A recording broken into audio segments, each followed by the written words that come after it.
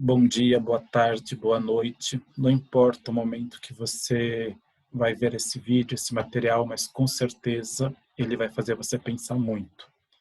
E dentro do projeto Conversando, hoje eu vou conversar com ele, que era ela.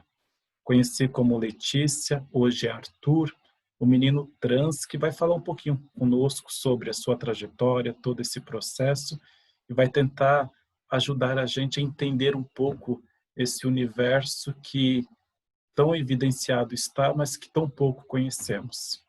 Arthur, obrigado por topar, obrigado por ter essa coragem de estar aqui. Com certeza vai ajudar bastante. Eu queria te perguntar, começar perguntando, Arthur, qual é a diferença, apesar de que muita gente já sabe, mas muita gente ainda confunde, qual é a diferença entre orientação sexual e opção sexual? Qual é a maneira correta, a maneira certa de se falar? Boa noite, boa tarde, bom dia. Então, assim, opção sexual é o termo incorreto, né? Como você disse. Quando a gente fala de opção, é como se a pessoa escolhesse. E é algo natural a gente sentir atração por pessoas, independente do sexo. Então, é um termo incorreto falar sobre opção, porque a gente não escolhe. Seria realmente ou orientação sexual, não, na verdade, orientação sexual ou sexualidade, é quando você fala sobre como o indivíduo se relaciona com o outro. E identidade de gênero, que é outra coisa que a gente vê muito na mídia, mas que talvez muita gente não saiba o que é. Certo? Identidade de gênero é independente de qual sexo que foi designado no nascer da pessoa, é o que a pessoa se identifica. É algo que a pessoa se identifica, independente do que foi dado ao nascer, se é homem ou se é mulher. Então, um exemplo, para ficar um pouco mais claro de entender. Uma mulher é uma pessoa que nasce mulher, mas não se sente mulher, não se identifica com o sexo, com a biologia, né, dada ao nascimento e as características do corpo, seria o oposto, né, seria se sente homem, essa pessoa é trans. Que é o seu caso. Isso.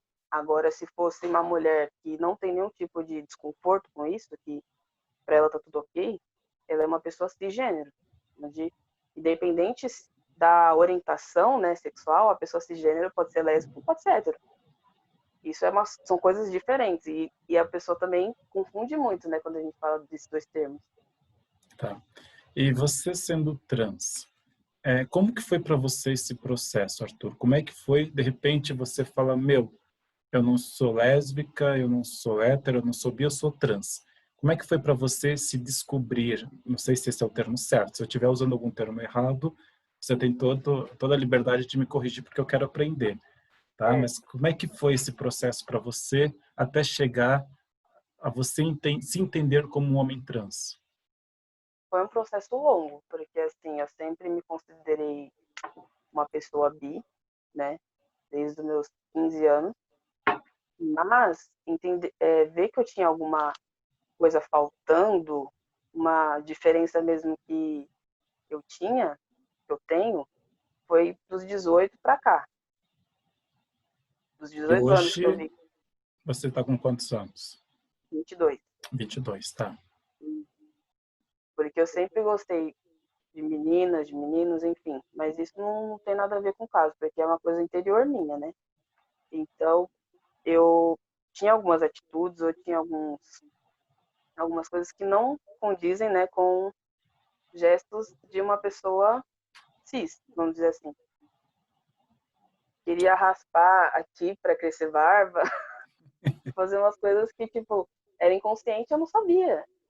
E a falta de informação leva a isso, né? Porque demorou 4 anos para eu entender, olha, eu sou trans. Porque eu não sabia que era uma pessoa trans. Antes você se achava o quê?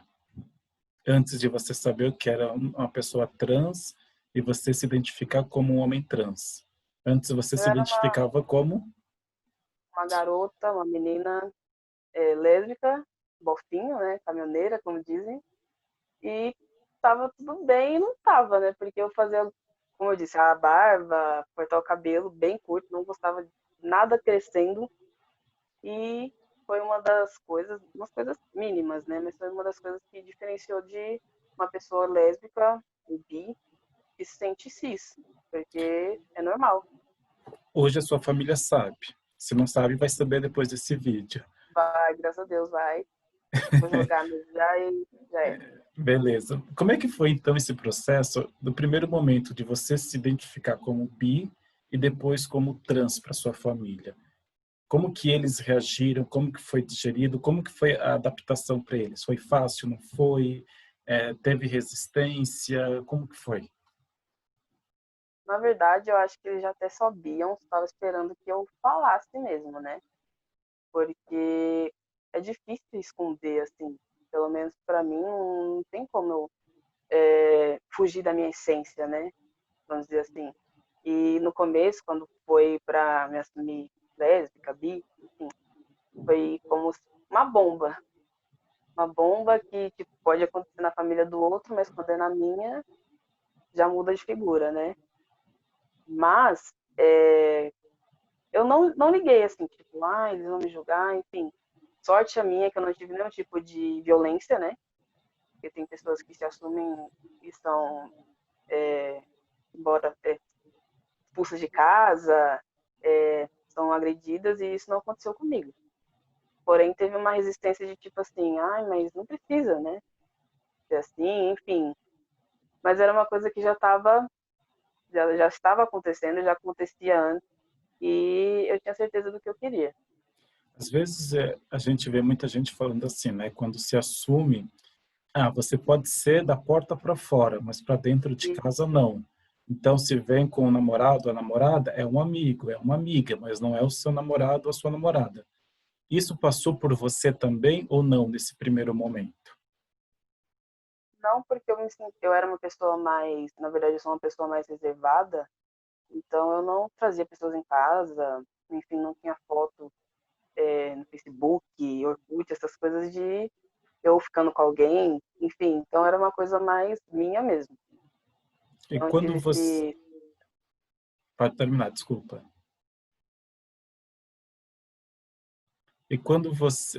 então, acho que travou, vamos lá. E quando você se assumiu trans, você chegou e falou para sua família, olha, eu não sou mais bi, eu sou trans. Eu quero me vestir como homem, eu me identifico, eu me vejo como homem. Como foi para a família esse processo, essa aceitação? Ou ainda está sendo? Ainda está sendo, porque não é todo mundo que sabe, mas a primeira pessoa que eu contei foi minha irmã, e ela me apoiou muito.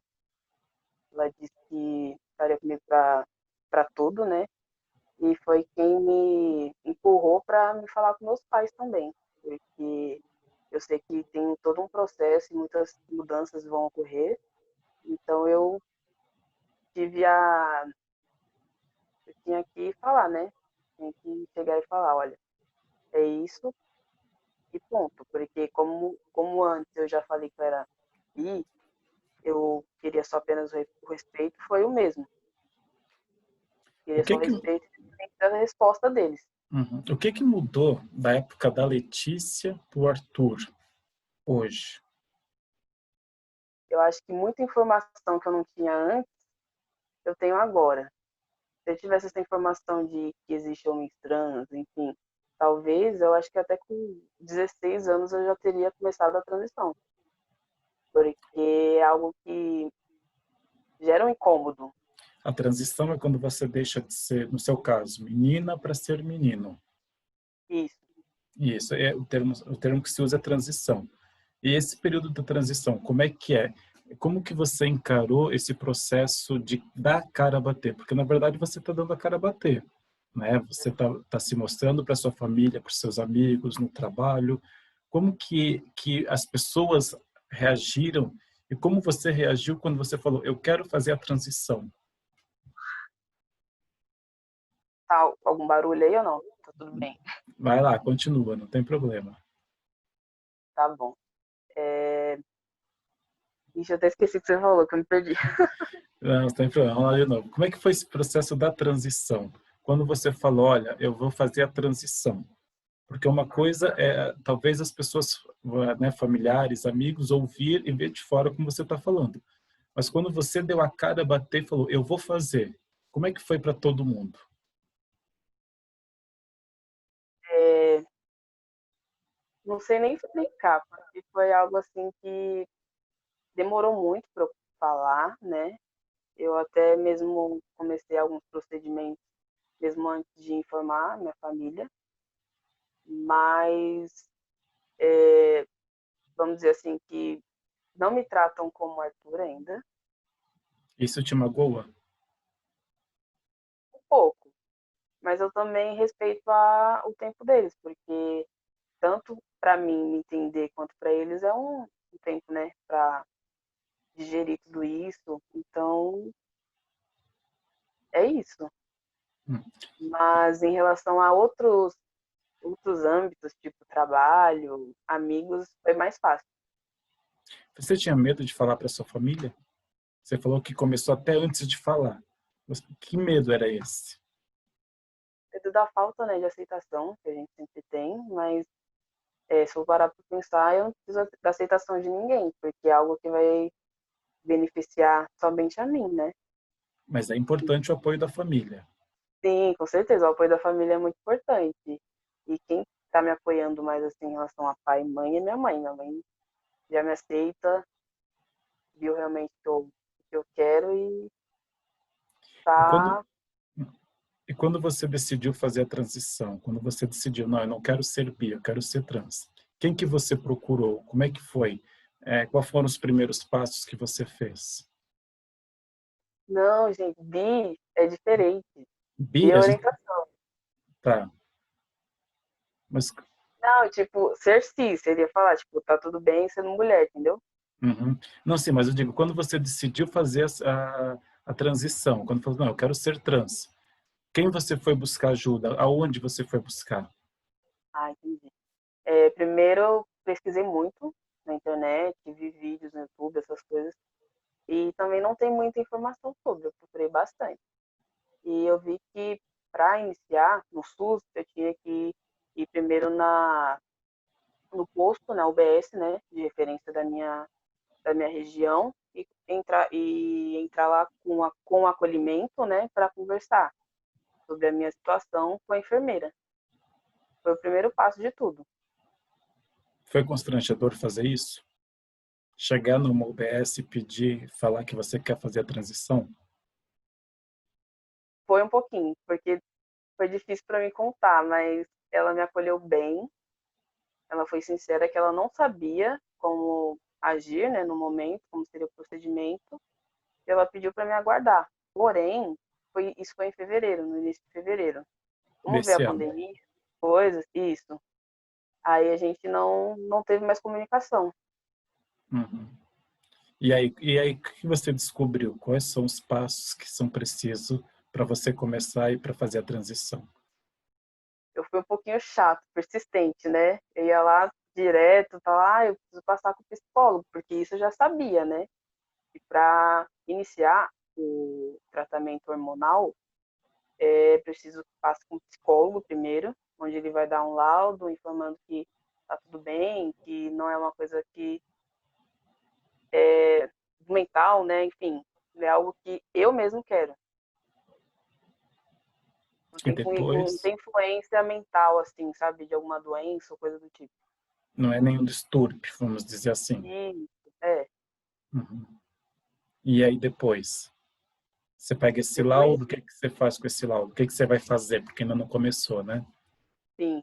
Então, primeiramente, eu vou ter que passar com o endócrino. Uhum. O endocrinologista vai passar uma série de exames. Isso foi tudo que eu pesquisei, porque a UBS não me deu essa informação, viu? Tá, vai lá. E aí? Então, desculpa, travou.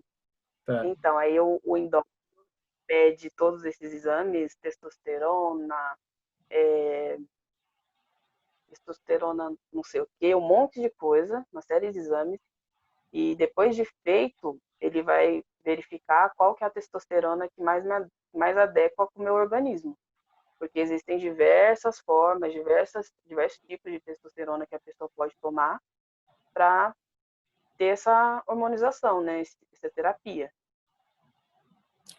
E uma coisa que eu falo, a gente não pode começar sem algum tipo de acompanhamento. Não pode tomar hormônio por conta, por exemplo. Tá travando. Ela não pode tomar hormônio por conta. Isso, não faça isso porque é algo que mexe muito com o organismo, o nosso fisiológico, né? E a gente não sabe, porque existem casos, né, de pessoas que compram hormônios, enfim. Isso não vou falar porque não é da minha alçada, mas a pessoa que está vendendo ali não é um endócrino, não é uma pessoa que estudou para isso. Então, você tendo esse exame, você tendo esse caminho, né, que é o certo, você vai saber qual que é a testosterona que mais vai se adequar a você. E se caso der algum problema, pode mudar. A gente nunca sabe, né? Uhum. Aí, fora isso, essa parte só ambulatorial, essa parte de hormonização. Tem a parte de cirurgias também. Que é Seria feito a aonde? mamoplastia. E para fazer essa... Desculpa. Não, tranquilo, vai lá. Eu que te é que eu estou curioso para saber. Depois da parte ambulatória, Isso, tem a parte que é do hospital mesmo, né? Mas para conseguir fazer essa cirurgia, já tem que ter pelo menos 2 anos de hormonização. Se não tiver hormonização, não tem como fazer a cirurgia de mamoplastia, masculinizadora. Seria a retirada dos seios para homens trans. Existem outros tipos de cirurgia e também precisam de laudos, porque é para comprovar que a pessoa está sã da sua decisão, né, vamos dizer assim, e que não vai causar nenhum tipo de prejuízo futuro. e você acha importante esse tipo de acompanhamento? É, e não é, porque assim, se for numa mamoplastia que você pode pagar em hospital particular, você faz e pronto. Não precisa ter hormônio, não precisa ter laudo. Pelo menos é o que eu entendo, é o que eu vi por aí, né? Porque tem gente que realmente já paga, já faz, não fica esperando pelo SUS, porque realmente é uma demora grande.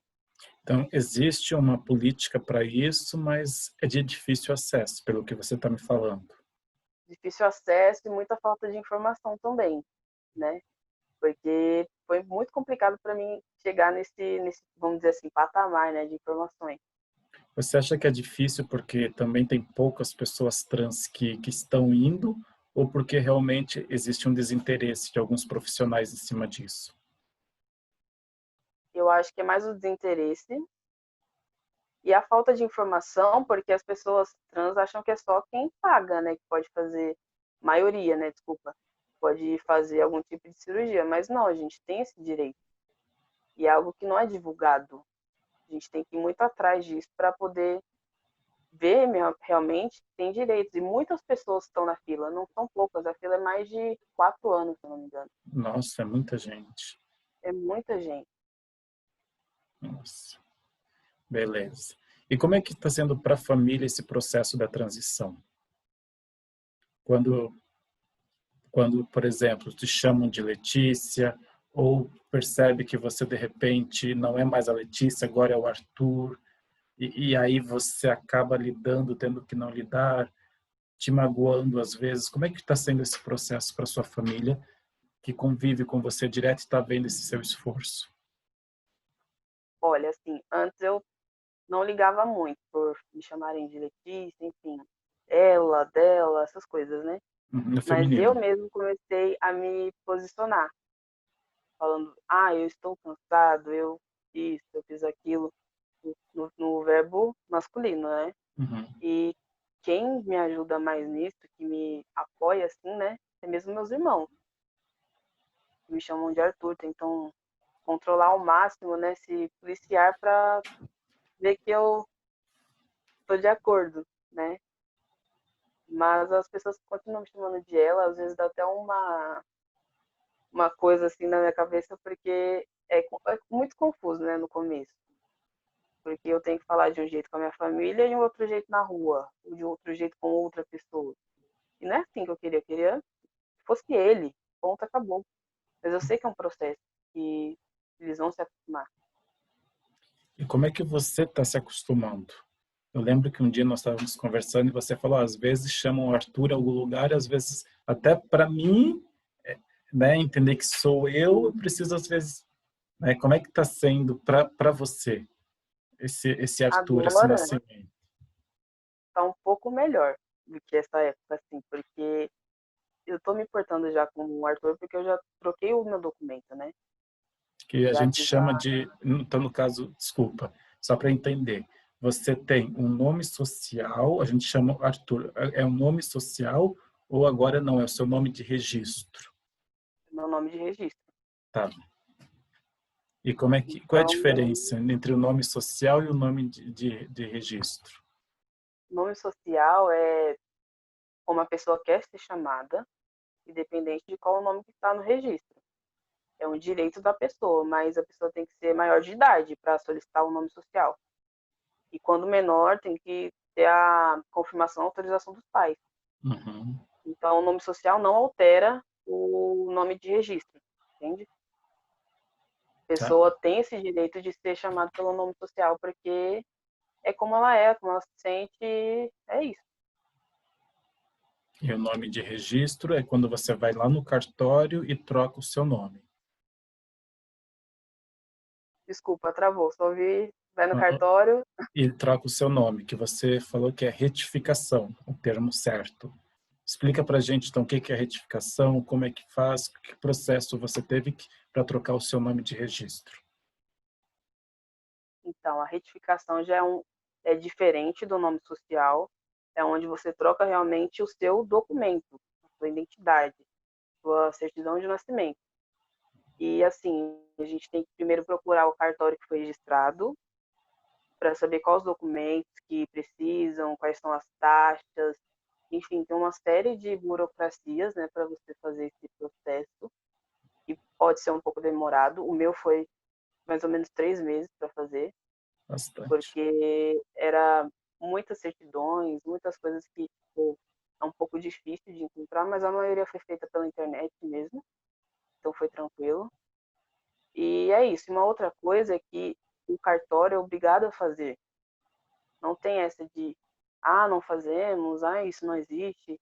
É obrigado. E se a pessoa for lá e falarem que não, você tem que entrar em contato com o órgão responsável, porque não é direito da pessoa. E isso, maior de idade, desculpa, que eu não falei, é maior de idade também. E quando você trocou o seu nome e ficou Arthur, qual foi a emoção, a primeira emoção que você teve quando pegou o documento e você viu Arthur? Você deve ter sentido alguma coisa. O que você sentiu? E quando você estava em algum lugar, sei lá, numa fila de banco, alguma coisa, e alguém te chamou de Arthur. Como é que foi essa emoção para você de ver que alguém estava chamando de Arthur?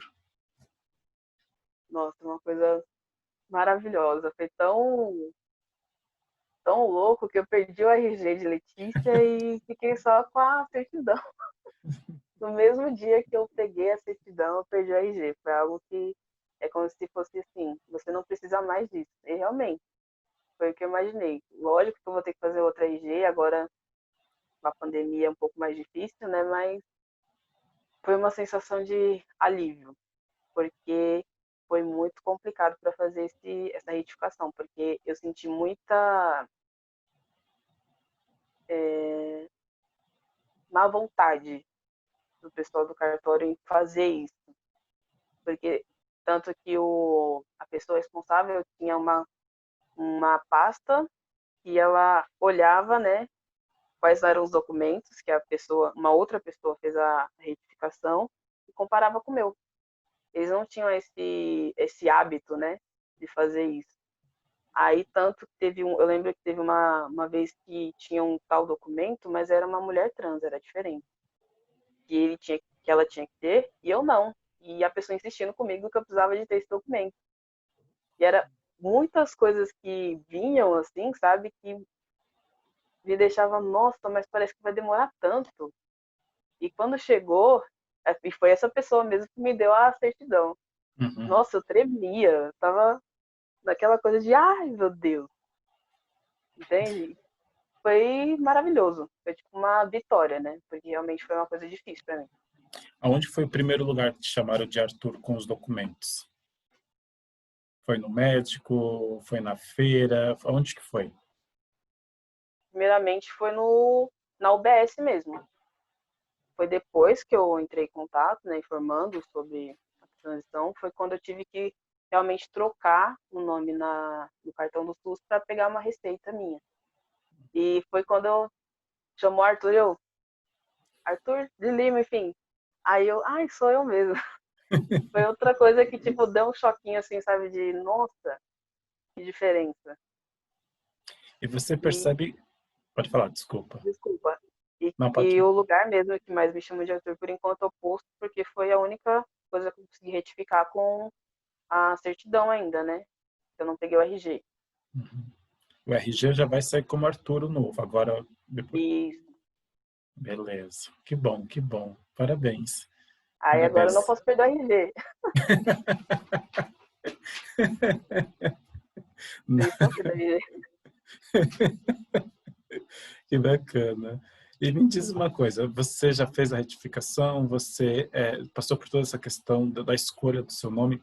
Foi difícil escolher um nome para você? Pra mim foi, mas parece que foi mais fácil para as outras pessoas, que eu pedi ajuda, né? Uhum. De, ai, gente, eu preciso de um nome, mas eu gostaria de saber o significado também, né? Demorou um tempinho.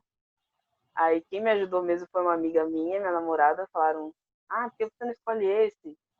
Aí eu olhei e eu vi que Arthur significa urso rei. E eu me considero um urso, né? Enfim, por vários motivos, eu falei assim, poxa, gostei. E é um nome bonito. Então, foi essa escolha. Foi uma coisa mais de, tipo, eu deixar a minha namorada me mostrar um caminho, porque realmente eu sentia que ela ia me ajudar. E foi Uhum. isso. Beleza. Nosso primeiro momento a gente está finalizando. Depois nós vamos voltar no segundo momento desse bate-papo, dessa entrevista. Aí nós vamos falar um pouquinho do mercado de trabalho, de relacionamento, enfim. Então, por enquanto, obrigado. Tá muito bom o papo, tá delicioso. Eu tenho certeza que quem está assistindo a gente está aprendendo e está gostando muito. E daqui a pouco a gente volta, tá bom? Um beijo para você e para quem está assistindo a gente. Tchau.